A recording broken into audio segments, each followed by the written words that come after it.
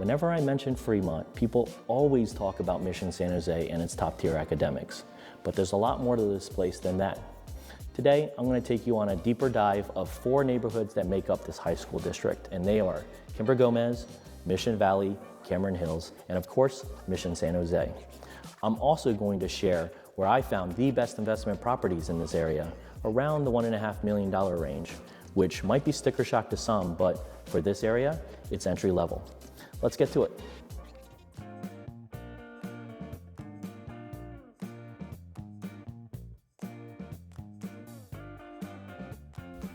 First up, Mission Valley and Kimber Gomez, 2 of the most family-friendly neighborhoods in Fremont. These areas offer relatively flat, walkable streets with easy access to Central Park and Lake Elizabeth. Mission Creek Trail is a 3.2-mile paved trail that spans the 2 neighborhoods and is very popular with locals just looking to get in some exercise. Hopkins Middle School, one of the highest rated in the Bay Area, is also located here along with 3 top elementary schools.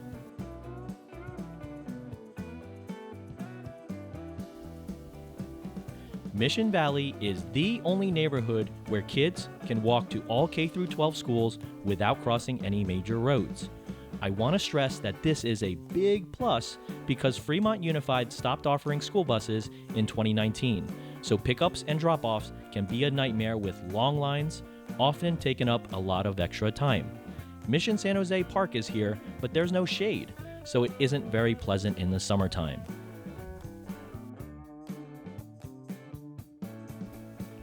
North of Mission Valley is Kimber Gomez, home to Gomez Elementary School and Gomez Park, which has an older but functional playground.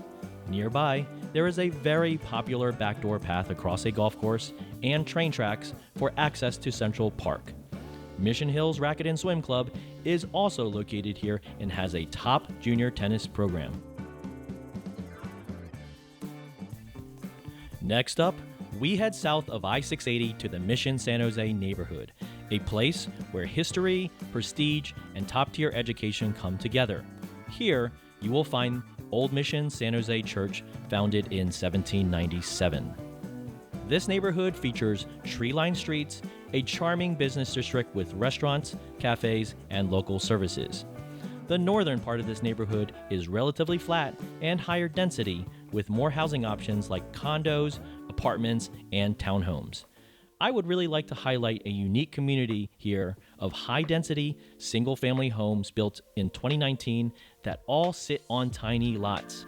When I say tiny, I'm talking about they're about a quarter of the size of the median lot size in this neighborhood. They offer more space for less money, though, if you desire the comforts of newer homes and you don't really care about private outdoor space. If newer homes of this size and finishes were built on traditional lots, they would go for north of $3 million, but here, they can be found for closer to $2 million. While this community doesn't offer outdoor space, next door is the Gardens of Palmdale, a little-known park that is home to 2 architecturally significant historical residences, the Best House and the Star House. Let me know in the comments below if you would like a separate video covering the history of these homes and the garden. Last but not least, we have Cameron Hills, the youngest and most scenic neighborhood in the district. With rolling hills and dramatic elevation changes, this area offers breathtaking bay views and canyons which provide tons of wide open spaces. Cameron Hills is entirely made up of planned communities built in the late 70s and beyond, offering a mix of suburban, design, and easy access to Pacific Commons, I-680, and I-880. It's going to shave a few minutes off of your commutes compared to the other neighborhoods. If you enjoy hiking, Saber Cat Creek Trail is also a very private, peaceful retreat for locals. Now, let's talk about some little-known communities that have been great investments in the Mission San Jose district. They are Antelope Hills and the Meadows at Mission Hills. These 2 townhome communities have matched the appreciation rate of single-family homes over the past 20 years, and they offer outdoor space, privacy, and even better views. Antelope Hills is a mix of townhomes, duets, and single-family homes sitting on a hilltop above Sabercat Creek Trail, offering a unique park-like setting unlike anything else in Fremont. Meanwhile, the Meadows at Mission Hills, located next to Old Mission Park, has a few entry-level, two-bedroom townhomes perfect for first-time buyers or investors. The majority of the time, townhomes just haven't been as good of an investment as single-family homes because you, as the owner, have less land and less rights being in an HOA. But in these communities, it's been different. They have been great investments because they have matched the price appreciation of single-family homes and they command better rent-to-price ratios, boosting your internal rate of return. Their locations on hilltops overlooking canyons just cannot be duplicated even if new townhomes are built, so their desirable setting and scarcity supports their value. The housing stock in these neighborhoods vary by era. Mission Valley and Mission San Jose are the oldest, featuring a large number of classic ranch homes built before 1970, typically around 1,000 to 1,700 square feet. While charming, keep in mind that many have minimal insulation and older electrical systems, which could mean higher energy bills if not upgraded. The second boom of home construction was in the late 70s and 80s, mostly in Cameron Hills, Kimber Gomez, and southern Mission San Jose. These homes featured 1.5 to 2-story entries with sloped ceilings in the main rooms, open stairways, and interior balconies that look down from upper levels into the high-ceilinged rooms below. Even single-story homes from this era often feature dramatic slope ceilings. These homes tend to feel more open and spacious, but you have to keep in mind that some of them may have older electrical systems or single-pane windows that need upgrading. The standout category in this market are older ranch-style homes that are often 3 bedrooms and 2 baths. They often sell for over $1,400 a square foot. Another standout category are properties with larger lots that can accommodate ADUs, as there's a high demand for multi-generational living in this area.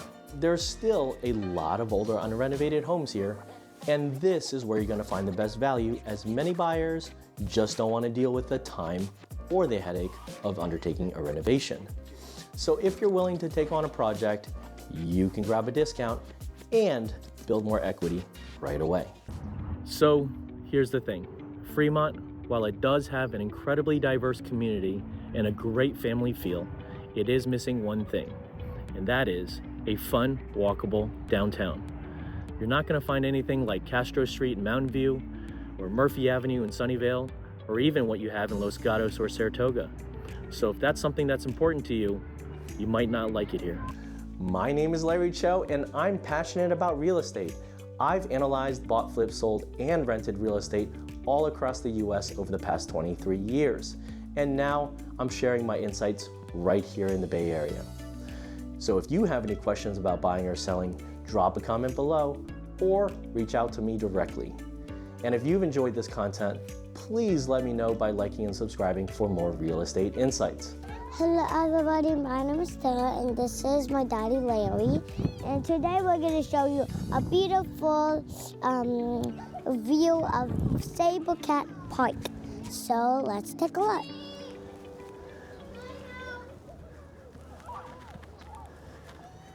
That is a beautiful lake and hills with ducks in it.